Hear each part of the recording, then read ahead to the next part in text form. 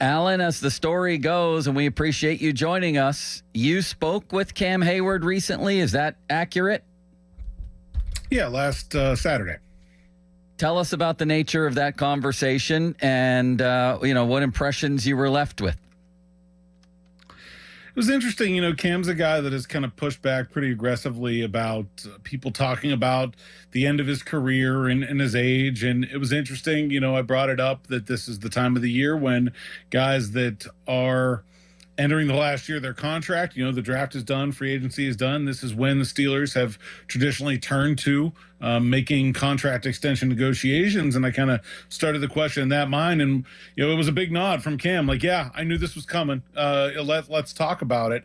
And he said that he wants to play 2 or 3 more years, preferably 3, and that he hopes it's in Pittsburgh and that they've had talks about an extension. Obviously, Cam's not the one in there making the negotiations, so I'm not sure that he has anything to add about how they've gone so far. But that was it was a short conversation. That was pretty much the gist of it. But certainly, this is something that's been at the top of his mind. I think that was pretty clear.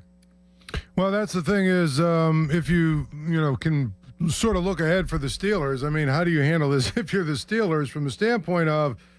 You're not necessarily crazy about giving a guy a 2 or 3 year extension who's 35 or whatever he is, 36, 35, coming off of, groin injuries, but he is Cam Heyward. So you don't want to, alienate him in any way. I mean, how do you, if you're the Steelers, handle this?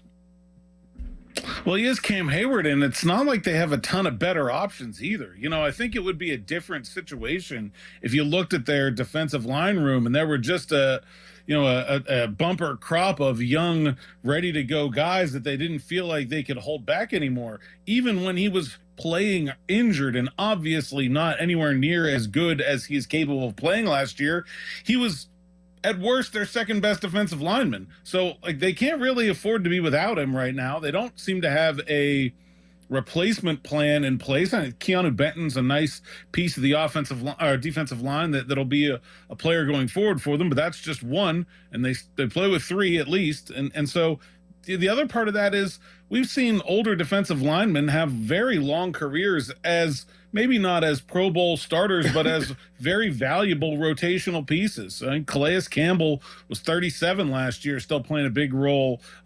Fletcher Cox played into his 30s at a very high level. I think there's, the Steelers don't seem to have a plan. It seems like he's a guy that can continue his success. You remember, before his injury last year, he had back-to-back 10-sack seasons. That was his best 2-year total of his career in 2021 and 2022. So he doesn't seem like a guy that doesn't have any gas left in the tank. I think it would be smart for the Steelers to try to find a way to make this deal happen. But as always, you got to find a number that everybody can agree on. And you are taking on a significant amount of risk if you're the Steelers and you agree to this contract before you see what post-injury Cam Heyward really looks like on the field.